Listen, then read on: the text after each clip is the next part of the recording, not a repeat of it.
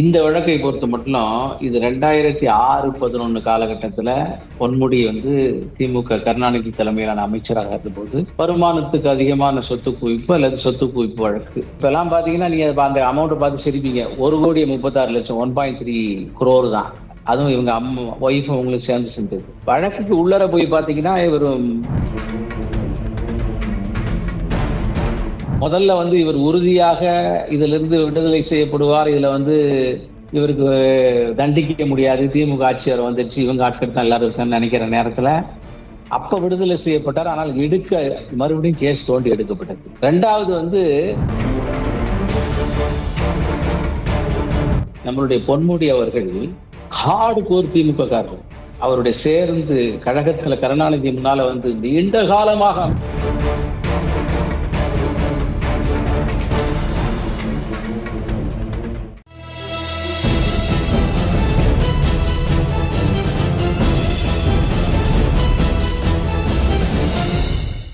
அன்பு ஒரே நாடு நேயர்களுக்கு வணக்கம். இன்றைய சிறப்பு நம்ம கூட எஸ்ஆர் சேகர் சார் அவர்கள் இணைந்திருக்கிறார். சார் வணக்கம். சார் வணக்கம். வணக்கம் வணக்கம் நாகராஜ் சார். என்ன சார் ஒரே நாடுக்காக ஜி போட்டீங்களா இன்னைக்கு? ஜி ஒழிகன்னு சொல்லி நம்மளுடைய நாகாலாந்து கவர்னர் இல கணேசன் அப்பெல்லாம் எங்கள்கிட்ட சொல்லுவார், அண்ணான்னு கூப்பிடுங்க, அப்பான்னு கூப்பிடுங்க, தம்பின்னு கூப்பிடுங்க அப்படின்றாரு, தமிழன் இருக்கணும்னு. இப்ப அது எல்லாம் மாறி போய் ஜி வாழ்கன்னு ஆகி போச்சு. அதனால சாமானிய நாகராஜன் நீங்க ஒரே நாட்டுல பேட்டி எடுக்கும் போது ஜீன்றீங்களா அதான் கேட்டேன். Sir coming back to business. Sir business கிடையாது, ஒரு மிகப்பெரிய ஊழல் வழக்குல பொன்முடி அவர்களை இன்னைக்கு கோர்ட் குற்றம் சாட்டி இருக்கு, அரெஸ்ட் பண்ணணும்னு சொல்லிடுச்சு. 21ஆம் தேதி ஆஜராக சொல்லியிருக்கு. விர்ச்சுவலாகவோ அல்ல நேர்ல பண்ண சொல்லியிருக்காங்க. போத் ஹஸ்பண்ட் அண்ட் ஒய்ஃப் 2 பேரையும் வர சொல்லியிருக்காங்க. முதல்ல கோர்ட் இந்த இது நேத்தி கூட பேப்பர்ல எழுதுனது என்னன்னா, இது பொன்முடிக்கு சாதகமா தான் போகுது. ஆஸ் யூஷுவல் சட்டம் எங்க இது வேலையை நடக்கும், சின்ன சின்ன தப்பு பண்றவங்களதான் பிடிக்கும், பெரிய பெரிய தப்பு பண்றவங்க எல்லாம் பிடிக்காது அப்படின்னு சொல்லிட்டு இருந்த போது கோர்ட் இந்த அதிரடி தீர்ப்பை இன்று வழங்கியது எப்படி இருக்குன்னு நினைக்கிறீங்க? ஜனநாயகத்துக்கு வெற்றி கிடைக்கும், நேர்மையா இருக்கிறவனுக்கும் கோர்ட்டுக்கும் வெற்றி கிடைக்கும், ஆனா டைம் ஆகும் அப்படின்னு சொல்லுவாங்க. அது இன்று நிரூபணம் இருக்குன்னு நினைக்கிறீங்களா? உண்மையாக நீங்க இந்த வழக்கை பொறுத்த மட்டும் இது 2006-11 காலகட்டத்துல பொன்முடி திமுக கருணாநிதி தலைமையிலான அமைச்சராக இருந்தபோது வருமானத்துக்கு அதிகமான சொத்து குவிப்பு அல்லது சொத்து குவிப்பு வழக்கு. அதுல இப்ப எல்லாம் பாத்தீங்கன்னா நீங்க அந்த அமௌண்ட் பார்த்து சிரிப்பீங்க. 1,36,00,000 1.3 crore தான். அதுவும் இவங்க ஒய்ஃப் உங்களுக்கு சேர்ந்து செஞ்சது. வழக்குக்கு உள்ளர போய் பாத்தீங்கன்னா இவர் மினரல்ஸ் அண்ட் மைன்ஸனுடைய மந்திரியா இருந்தார். அதுல கொடுக்கப்பட்ட கான்ட்ராக்ட் எல்லாம் பாத்தீங்கன்னா கசாமுசான்னு எல்லாருக்கும் கொடுத்துருக்காரு. இவர் சன் இன்னைக்கு எம்பியா இருக்காரு, அவருமே கொடுக்கப்பட்டிருக்காரு. அது மட்டும் இல்லாம 5 அடி தான் தோண்டணும்னா 15 அடி 20 அடி 25 அடி தோண்டி ரூல்ஸுக்கு எதிராக தோண்டப்பட்டிருக்கிறது, கொள்ளையடிக்கப்பட்டிருக்கிறது சுரங்கங்கள். இப்படியாக தோன்றிய அந்த இதுக்கு அவருக்கு 39 சாட்சி இல்ல 100 காட்சின்னு 300 தரப்பு சொல்றாங்க. முதல்ல அது டிஸ்ட்ரிக்ட் அண்ட் செஷன் ஜட்ஜ் கோர்ட்டுக்கு போகுது. அப்புறம் அதிமுக ஆட்சியில மறுபடியும் இது ஸ்பெஷல் ஆன்டி கரப்ஷன் கோர்ட்டுக்கு போய் அதுல ஜட்ஜ் சுந்தரமூர்த்திங்கிற ஒருத்தர் சாட்சிகள் சாதகமாக இல்லை என்று சொல்லி தள்ளுபடி செய்கிறாங்க. தள்ளுபடி செய்ததுக்கு அப்புறம் நீதி நேர்மை என்றாவது ஒரு நாள் வெல்லும் என்கின்ற காரணத்தினால நம்ம 2023 அக்யூட் ஆகுது. எப்படி அக்யூட் ஆகுதுன்னு கேட்டீங்கன்னா, செஷன்ஸ் ஆன்டி கரப்ஷன் கோர்ட்ல இருந்து மறுபடியும் செஷன்ஸ் கோர்ட்டுக்கு மாற்றப்படுகிறது. Session court under the control of directly state government அந்த மினிஸ்டர்ஸ். அதே மாதிரி டைரக்டர் டிவிஎஸ்சியுமே ஸ்டேட் கவர்மெண்டோடு தான் இருந்தாலும் கூட அது ஸ்பெஷல் கோர்ட், அது ஒரு தனியா இதை கவனிக்கும். மாற்றப்பட்டு திமுக வந்ததுனால இன்ஃபுளுன்ஸ் செய்யப்பட்டு அதனுடைய ஜட்ஜ்மெண்ட் சமீபத்துல விசாரிக்கப்பட்ட சாட்சிகள் வலுவாக இல்லை என்று சொல்லி தீர்ப்பளிக்கப்பட்டு இவர் விடுதலை செய்யப்படுகிறார். அதாவது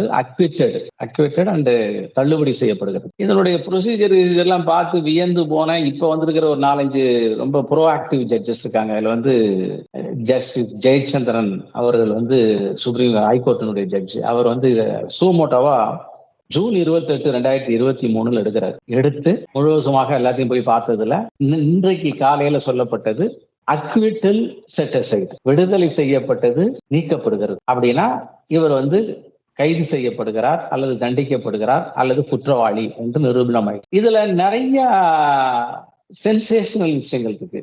எப்படின்னு பாத்தீங்கன்னா, முதல்ல வந்து இவர் உறுதியாக இதிலிருந்து விடுதலை செய்யப்படுவார், இதுல வந்து இவருக்கு தண்டிக்க முடியாது, திமுக ஆட்சியார் வந்துருச்சு, இவங்க ஆட்கள் தான் எல்லாரும் இருக்கான்னு நினைக்கிற நேரத்துல அப்ப விடுதலை செய்யப்பட்டார். ஆனால் மறுபடியும் கேஸ் தோண்டி எடுக்கப்பட்டது. 2வது வந்து 19ஆம் தேதி இன்னைக்கு ஜட்ஜ்மெண்ட், இன்னைக்கு வந்து அவர் அக்யூட்டல் சட்டிஸ்ஃபைட் ஆனதுக்கு அப்புறம் 2 நாள் கழிச்சு ஜட்ஜ்மெண்ட் சொல்றாங்க 21ஆம் தேதி. அந்த 21ஆம் தேதியுமே நாம வந்து ஒரு பொருட்டாக ஒரு முக்கியமான நாளாக எடுத்துக்கணும். காரணம் என்னன்னு கேட்டீங்கன்னா 21ஆம் தேதி அன்னைக்கு இவங்களோட அதுல அந்த என்ஆர் இளங்கோங்கிற அரசனுடைய வழக்கறிஞர் கேட்கிறாரு, இப்பயே நாங்க வந்து சுப்ரீம் கோர்ட்டுக்கு மேல்முறையீடு செய்வதற்கு அனுமதி தரணும்னு இன்னைக்கு கேட்கிறாரு ஜட்ஜிட்ட. அவர் சொல்றாரு, நான் ஃபுல் ஜட்ஜ்மெண்ட் தீர்ப்பு சொல்லிடுறேன், அப்ப நீங்க பண்ணீங்கன்னு சொல்லி அதுக்கும் ஒரு புள்ளி வச்சிடறாரு. 22ஆம் தேதியிலேருந்து ஜனவரி 2ஆம் தேதி வரலும் சுப்ரீம் கோர்ட் மேல்முறையீடு செய்வதற்கான சுப்ரீம் கோர்ட் லீவு. 21ஆம் தேதி மத்தியானம் ஜட்ஜ்மெண்ட் கொடுத்தா இவங்க உடனே சுப்ரீம் கோர்ட்டுக்கு போக முடியாது. ஆக அந்த தண்டனை, அறிவிக்கப்பட்ட தண்டனை நிறுத்தி வைக்கப்பட முடியாது. சார் ஒரு பியூட்டி என்னன்னா சார், இதுல அவங்க கேட்டிருக்காங்க இந்த மாதிரி வந்து நாங்க போனோம் அப்படின்னு சொல்லிட்டு ஜட்ஜ், ஹானரபிள் ஜட்ஜ் சொல்லியிருக்காராம், நான் திருப்பி 24 தானே வழங்க போறேன், நீங்க போய் இன்னைக்கு போறீங்க அப்படின்னு ஒரு ரிவர்டல் கொடுத்தாலும் அந்த செகண்ட் ஹி கேவ், நான் தீர்ப்பே 24 தானே கொடுக்க போறேன், அவங்க 2 பேரும் ஆஜராகட்டும், அன்னைக்கு தான் தீர்ப்பு கொடுக்க போறேன், அதுக்கப்புறம் தான் நீங்க போனோம்ட்டாராம். இதுல இன்னொரு பியூட்டிஃபுல் கமாவை பாருங்க. அந்த ஜெயச்சந்திரன் அவர்கள் இந்த கேஸ் எடுத்துட்டு போன உடனே அவர் எடுக்கக்கூடாதுன்னு சொல்லி சூமோட்டோ எடுக்கக்கூடாதுன்னு மறுபடியும் போய் தன் தரப்பு நியாயத்தை பேசியிருக்காரு பொன்முடி சுப்ரீம் கோர்ட்ல. அப்ப ஜஸ்டிஸ் சந்திரசூட் சொல்லியிருக்காரு, தேங்க் காட் இதே மாதிரி சூமோட்டோல எடுக்கக்கூடிய ஜட்ஜஸ் தான் நான் இவ்வளவு நாள் எதிர்பார்த்துட்டு இருந்தேன், அவங்க எடுத்திருக்காங்கன்னு சொல்லி மரணடி கொடுத்திருக்காரு. ஒரு அடி அங்க ஒரு மரணடி, இங்க வந்து 21ஆம் தேதி அன்னைக்கு மத்தியானத்துக்கு மேலன்னு சொல்லிட்டு மத்தியானத்துக்கு மேல தான் வைப்பாரு, ஏன்னா 22ஆம் தேதியில இருந்து போக முடியாதுங்கிறதுனால. அதனால இதற்கு வந்து 2 ஆண்டுகளுக்கு மேல தான் இருக்கும். ஏன்னா இந்த மாதிரி கரப்ஷன் கேசஸ்ல அந்த மாதிரிதான் ப்ரொசீஜர்னு சொல்லி சொன்னாங்க. அப்படி இருக்கின்ற பட்சத்துல இவருடைய எம்எல்ஏ பதவி பறி போகும். நான் கூட இன்னைக்கு காலையில ஒரு போஸ்டிங் போட்டேன், செந்தில் பாலாஜிக்கு பிறகு சம்பளத்தோடு ஒரு அமைச்சர் சிறைச்சாலைக்கு போகிறாரா பொன்முடி அப்படின்னு போட்டேன். அதுக்கு வாய்ப்பு இல்லை. எம்எல்ஏ பதவி டிஸ்குவாலிஃபிகேஷன் ஜட்ஜ்மெண்ட் ப்ரொனவுன்ஸ் பண்ண உடனே ஆகி போகும். ஒருவேளை ஜெயிலுக்கு போறதோட நிறுத்தி வைக்கிறதுக்கு இதே ஜட்ஜு சொல்லி ஒரு 10 நாளைக்கு நான் உனக்கு டைம் தரேன், நீ அப்பீல் போற வரணும்னு சொல்லலாம். ஆனால் எம்எல்ஏ பதவி உடனே போயிடும். ஸ்டாலின் எம்எல்ஏ பதவி போனாலும் பரவாயில்ல, இங்க மேல் சபையும் கிடையாது இங்க. அதனால வந்து நீங்க அடுத்தாப்புல எலெக்ஷன் வர்றதுக்கு வாய்ப்பு கிடையாது. 26 பொது தேர்தலோட தான் வரணும் வந்தா. அதனால அதுக்கு என்ன கணக்குன்னு தெரியாது. பொது தேர்தலோட இந்த தடவை வந்தாங்கன்னா மோடியினுடைய அலை வீசுது, 25% மேல பிஜேபி ஏறிக்கிட்டே போகுது. இப்ப நிச்சயமா இவங்க மண்ணை கவுவார்கள். அது வேற டிபேட் சார், அவரை வச்சு இல்ல. ஆக மொத்தத்துல இது எல்லாமே வந்து திமுகவுக்கு எதிராக இப்ப வந்து கொண்டிருக்கிறது. இயற்கையே ஏன் சொல்றேன்னு கேட்டீங்கன்னா, இயற்கை வார்னிங் கொடுத்துச்சு, இவங்க ஒரு சொட்டு தண்ணி கூட தேங்காதுன்னு சொன்னாங்க, அடிச்சு தூக்கிச்சு. ஒரு சொட்டு நிலம் கூட விடாமல் நான் தண்ணியால முழுக வச்சிடுறேன் அப்படின்னு பண்ணிருச்சு. இப்ப சனிப்பெயர்ச்சி 20ஆம் தேதி. எனக்கு வந்து இந்த ஜாதகம் ஜோசியத்தின் மேலாம் நம்பிக்கை கிடையாது, அது தவறு என்று நான் சொல்லவில்லை, ஆனால் நான் நம்புவதில்லை, ஏன்னா என்னுடைய நேரத்தை அது எடுத்துன்னு வரதுனால. ஆனா 20ஆம் தேதி சனிப்பெயர்ச்சி, 21ஆம் தேதி ஜட்ஜ்மெண்ட், 21ஆம் தேதி கோர்ட் லீவு. ஏற்கனவே வந்து தென் மாவட்டங்கள்ல வெள்ளத்தில் மக்கள் மூழ்கி தத்தளிச்சுக்கிட்டு இருக்கிற நேரத்துல எப்படி சமாளிக்க முடியும்னு தெரியாம திமுக தத்தளிச்சுக்கிட்டு இருக்கு. அதனால அதை பார்த்து ஓடி போயிட்டாரு டெல்லிக்கு முதல்வர், காசு வாங்க போறேன்னு போய் சொல்லிட்டு. அந்த சூழ்நிலையில இன்னைக்கு இன்னொரு மிகப்பெரிய லக்கேஜ், இன்னொரு மிகப்பெரிய பேர்டன், இன்னொரு மிகப்பெரிய கஷ்டமாக தலைக்கு பின்னால் தொங்குகின்ற கத்தியாக பொன்முடி புதிதாக முளைத்திருக்கிறார். ஆகவே 21ஆம் தேதி வரலும் வெயிட் பண்ணுவோம். வெறும் 1.36 கோடி இதை நான் திருப்பி அடைச்சிடுறேன்னு சொன்னாலும் சொல்லுவாரு பொன்முடி. ஒரே செக்ல கொடுக்கல, ஒத்த கட்டுல கொடுத்துறேன் பாரு. அந்த அளவுக்கு அவங்களுக்கு இது ஒரு பெரிய காசு இல்லை. ஆனாலும் நீதி நியாயம் தர்மம்லாம் வந்து ₹1 தான் காலி பண்ணும், ஒரே ₹1 காலி பண்ணும். தர்மத்திற்கு அவ்வளவு பெரிய பவர். அதனால் இப்போது முதல் முறையாக சுப்ரீம் கோர்ட் வந்து இந்த சூமோட்டோ எடுத்ததை வரவேற்று இருக்கிறது. 2வது இதை எடுத்த ஜெயச்சந்திரன் ஜஸ்டிஸ் அவர்களும் மிக தூய்மையான நபர். 3வது 21ஆம் தேதிக்கு பிறகு இவர்கள் அப்பீல் செய்வதற்கு கூட வாய்ப்பு சுப்ரீம் கோர்ட்டில் இல்லை. ஆகவே இதுதான் வந்து இந்த கேஸை பொறுத்த மட்டும். இதுக்கு முன்னால பொன்முடி ஆடின ஆட்டம் கொஞ்சம் நஞ்சம் இல்லை, அவ்வளவு ஆட்டம் ஆடினாரு, அவ்வளவு பேச்சு பேசினாரு. கவர்னருக்கெல்லாம் சேலஞ்சு விட்டாரு, பல்கலைக்கழகத்துக்கெல்லாம் சேலஞ்சு விட்டாரு, உயர்கல்வித்துறை அமைச்சர் அவரு. அதனால ஆடி ஆட்டம் என்னன்னு சொல்லி நம்ம கண்ணதாசன் பாடின மாதிரி அந்த ஆடி ஆட்டத்துக்கு இன்னைக்கு ஆண்டவன் கோர்ட்டு மூலமாக தண்டனை பேப்பரோடு ரெடியாக நிற்கிறான். அது யாரு முன்னாலும் நான் வந்து இதை சந்தோஷிக்கவில்லை. ஆனால் செய்தவர்கள் யாராக இருந்தாலும் தண்டனை பெற்றார். அது இந்து தர்மத்தினுடைய மிகப்பெரிய கோட்பாடு. அதனாலதான் எல்லாருமே அடக்கி வச்சுட்டு இருக்காங்க. இவங்க ஒய்ஃப் எல்லாம் கோயிலுக்கு போவாங்க, ஆனா இவங்க தப்பு பண்ணுவாங்க. அந்த கோயிலுக்கு போற தெய்வம் வந்து ஒய்ஃபை விட்டுட்டு இவங்களை பிடிச்சிடும். சார் இது வந்து திமுகவுக்கு ஒரு மிகப்பெரிய அடி அப்படின்னு. ஏன்னா மழை வந்து கோட்டை விட்டாங்க, 2 திருநெல்வேலி சென்னையில கோட்டை விட்டாங்க, இப்ப திருநெல்வேலி அதோட வர்ஸ்ட். அந்த டிசாஸ்டர் மேனேஜ்மெண்ட்லாம் ஒழுங்காவே இல்ல. இந்த KKSSR ராமச்சந்திரன் ஒரு மினிஸ்டர் நான் கண்ணிலேயே பார்க்கல, சென்னை மழை போதும் பார்க்கல, இங்கேயும் பார்க்கல. அது ஒரு பெரிய நெகட்டிவ் ஆச்சு. செந்தில் பாலாஜி வந்து ஒண்ணுமே வந்து அவரும் வந்து பெயில் ட்ரை பண்ணிக்கிட்டே இருக்காரு, ஆனா பெயிலே கிடைக்காத போலதான் தெரியுது. ஏன்னா யாரும் பெயில் கொடுக்குற மாதிரி தெரியல அவருக்கு. சோ அது ஒரு பிரச்சனையாச்சு. இப்போ வந்து பாத்தீங்கன்னா வந்து உதயநிதி அவர்கள் வந்து இது என்ன அவங்க அப்பா வீட்டு பணத்தை கேட்டேன் அப்படின்னு சொன்னாரு. அதெல்லாம் சொல்லி முடிக்கிறதுக்குள்ளேயும் 6000 ரூபாய் கொடுக்கறதுல அந்த விநியோகத்துல ஒரு மிகப்பெரிய பிளண்டர் நடந்திருக்குன்னு சொல்றாங்க. டோக்கன் சரியா கொடுக்கலன்றாங்க. அதெல்லாம் தாண்டி இப்போ வந்து பொன்முடிக்கு வந்து பெரிய அடி. இன்னொரு 2 மாசம் கழிச்சு 2G வழக்கோட பிப்ரவரி மாசம் வாக்குல 2G வழக்கோட அந்த ஹியரிங்கும் வரும்னு சொல்றாங்க. சோ அடி மேல அடி திமுகவுக்கு வந்து விழுந்துகிட்டே இருக்கு. ஆனா அந்த அடி விழற அடிய கேபிட்டலைஸ் பண்ற இடத்துல பாஜக இருக்கிறதா, மக்களை கவரக்கூடிய இடத்துல பாஜக இருக்கிறதா? அதாவது எனக்கு நீங்க திமுக வேண்டாம் அப்படின்னு நினைச்சா அந்த ஓட்டு பாஜக பக்கம் விழுறதுக்கான அனைத்து ஆயத்தமும் பாஜக தயாராக இருக்கிறதா? இது நல்ல கேள்வி.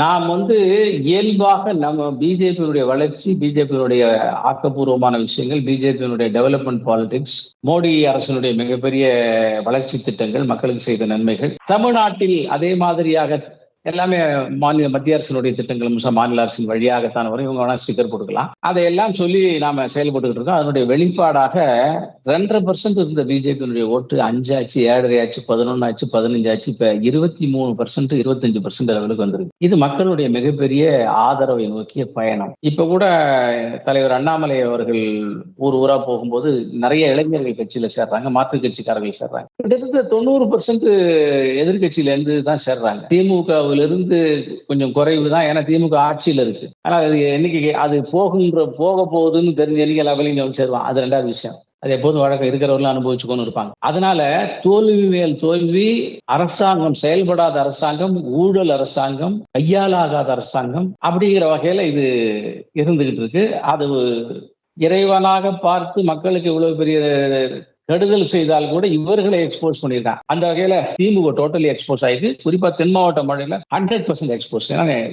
வெரி அதிகமான நேரம் கொடுக்கப்பட்டது. 7ஆம் தேதியிலிருந்து 17ஆம் தேதி வரையிலும் அந்த தென் மாவட்ட மழை பெருசா வருங்கிற கணிப்புகள் சொல்லப்பட்டது. 10 நாள் எடுத்திருக்கலாம். அடிப்படை விஷயங்கள் செய்திருக்கலாம். ஆறுகளை வடிகின்ற தண்ணீர் ஆறுகளுக்கும் குளங்களுக்கும் ஏரிகளுக்கும் போகின்ற அந்த இடத்தை தூர்வாரி இருந்தா கூட பாதி தண்ணி நின்றுருக்காது. குளங்களின் ஓரங்களையும் கரைகளையும் சரி பண்ணி உடஞ்சி அது வெளியே போறது நின்று இருக்கும். அதே மாதிரி பள்ளிக்கூடங்கள், கல்லூரிகளை வந்து அலர்ட்டா வைத்திருந்தா இப்போது வெள்ளத்தில் தவிக்கக்கூடிய மக்கள் உடனே அங்க போய் சாப்பாடு தங்கம் அவங்களுக்கு இருந்திருக்கும். தாழ்வான பகுதியில் 3ம் உடனடியாக செய்ய முடிந்த விஷயங்கள். இந்த 3ஐயும் கூட அவர்கள் செய்யவில்லை. இப்ப வாழ்வீச்சு வீசுறாங்க, ராஜ்நாத் சிங் நிறைய இன்னும் ஹெலிகாப்டர் கொடுக்கணுங்கிறாங்க. இப்படி அவர்கள் சைடு தப்ப முழுசா மறைச்சு வேற பக்கம் போறாங்க.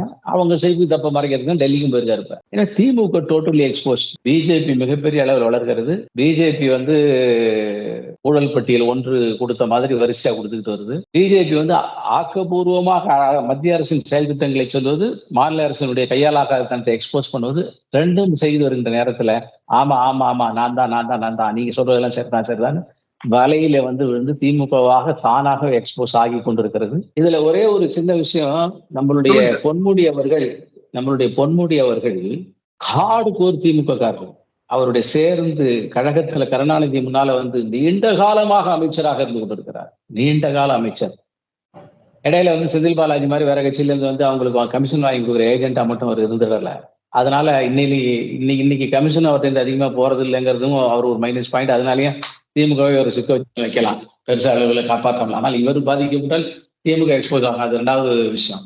அதனால அவ்வளவு பெரிய ஹார்டு கோர் நீண்ட கால திமுக மந்திரி ஊழல் செய்து வெளியேறுகிறார் என்ற போது, இதுவரை திமுக மீது சாட்டப்பட்ட ஊழல் குற்றச்சாட்டுகள் அத்தனையும் 2Gலேருந்து ஆரம்பிச்சு, கனிமொழியிலேருந்து ஆரம்பிச்சு, பல்வேறு விஷயங்கள் எல்லாம் மிகப்பெரிய லெவல்ல இருக்கிறவங்களுடைய ஊழல்கள் எல்லாம் கோர்ட்டுக்கு போய் கடைசியில தீர்ப்பு இவர்களுக்கு எதிராக வரல.